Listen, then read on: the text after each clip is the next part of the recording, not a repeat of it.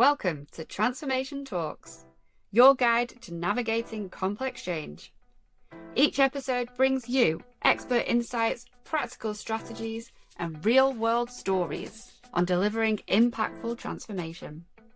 I'm Hayley Sage, your podcast host, and Director of Marketing for Project One, one of the UK's leading management consultancies. Now, we've all heard of cybersecurity, but have you paid enough attention to operational technology security?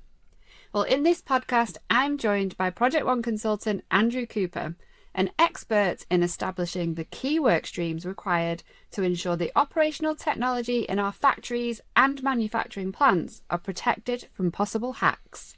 So, who is responsible? What do we need to have in place? And how do we achieve it? Andrew, welcome to the podcast booth. Thank you very much, Hayley. Delighted to be here. Well, I'm delighted to have you here too. And today you're going to be sharing more about the groundbreaking work that you've been doing over the past few years. So, firstly, in the context of the programme we're going to be talking about, what do we actually mean by operational technology? Well, Hayley, we're all used to information technology, but less so operational technology. This is the intelligent machinery in factories, also engineering rigs and building management systems.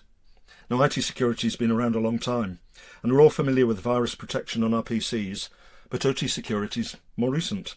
In IT security, the priority is often described as CIA, confidentiality first, then integrity, then availability.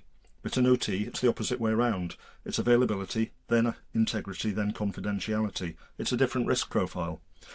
And safety overrides that. It's a safety focus over a data focus. OT attacks have a potential to harm life.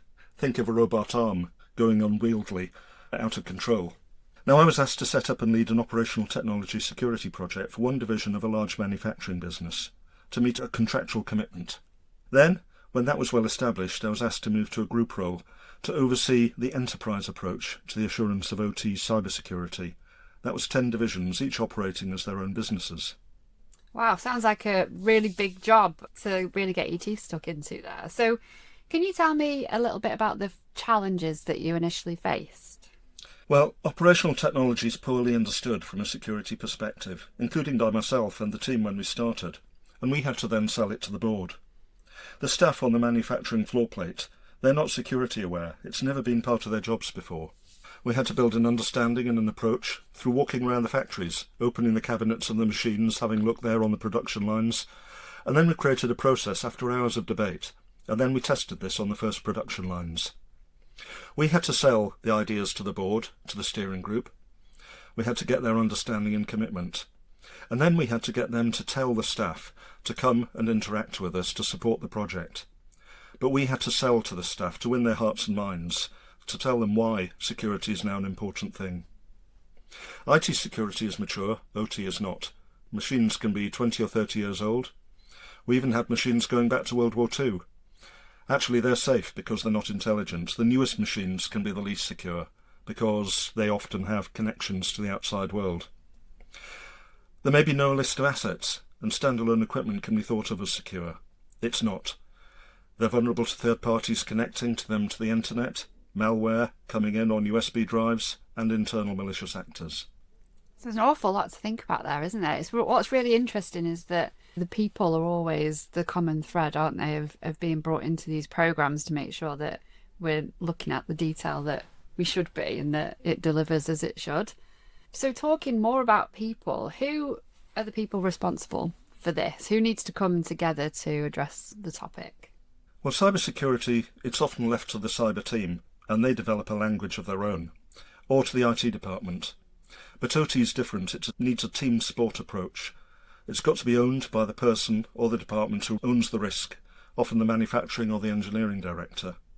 But it brings together manufacturing, engineering, facilities, supply chain, IT and cyber teams. They all play their roles, and if you leave any of those out, you leave a weak link in the chain.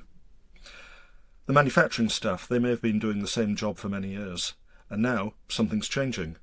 They have to do something different. How do you embed that change? The people side is easily neglected, but it's key to the success. It's a cultural change project with technology thrown in. It's not purely a tech problem. You have to look at it top down, You have to tell the people to engage and bottom up, sell to them at each person at the floor plate level. And I guess the teams involved as well would have differing priorities. So what challenges does that bring? Well, production is king in a manufacturing business, and my client was going through the busiest time in their working lives when we were there. So the support from the board and the steering group is critical to be given the right to access those busy facilities.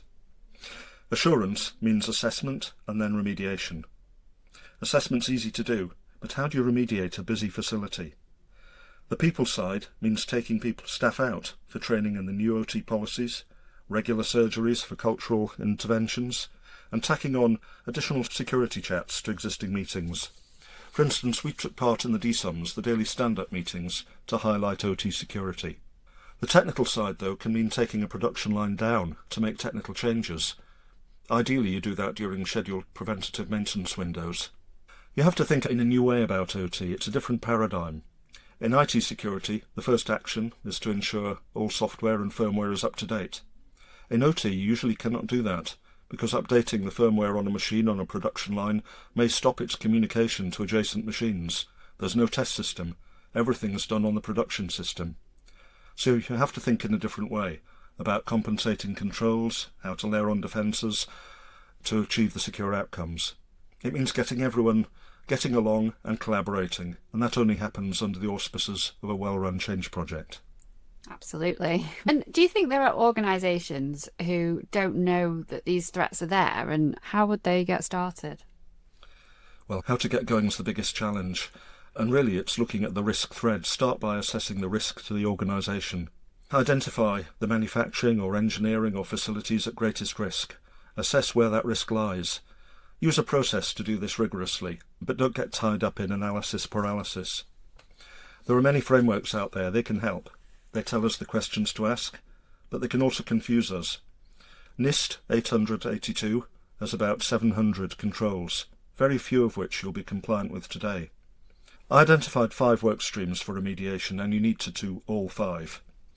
Technical is very obvious, and in an engineering and manufacturing company, it's second nature. Changing passwords that very often are the manufacturer default. Doing other technical interventions on the system. Physical, securing access to the floor plate or to sensitive equipment. Sometimes you can't secure a machine, but you can secure access to the machine. Supply chain, buying in spares from reputable sources. Policy and procedures.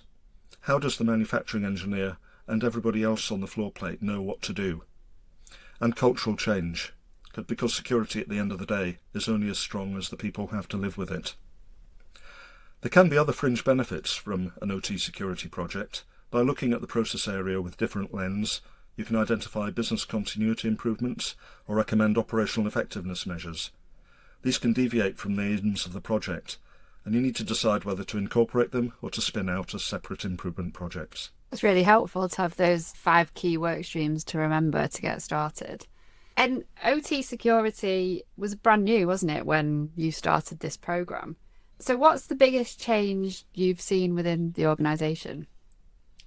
Well, I thought cybersecurity could be boring at first. It wasn't my background. I was a change and transformation programme specialist.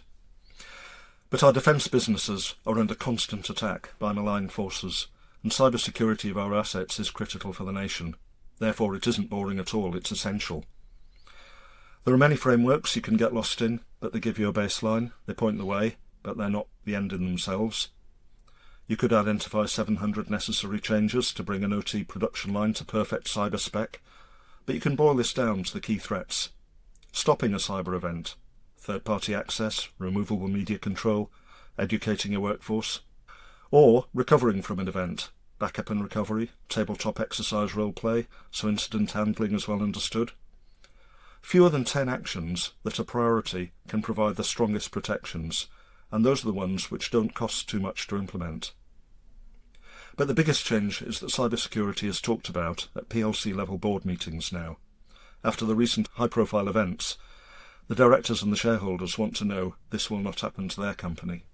It's such an interesting story and so important, isn't it? Especially, as you say, it's critical for the safety of the nation. And yeah, definitely not boring. If you were to look back, this is a question I ask all of our guests in the podcast booth. So if you were to look back at the start of your career and offer yourself some advice, what advice would you give yourself back then? Oh, I'd say enjoy the journey. You learn constantly, every project's different, and make sure you have fun along the way. I love that, definitely. Fun is important, and celebrate success. Certainly. Thanks, Hayley. Brilliant, thanks so much. Thanks for tuning in to Transformation Talks. We hope you found today's insights valuable in your journey to leading successful transformation. If you enjoyed the episode, please subscribe and share it with your network. Stay connected with us for more expert insight and stories on delivering complex change and transformation in any organisation. See you next time.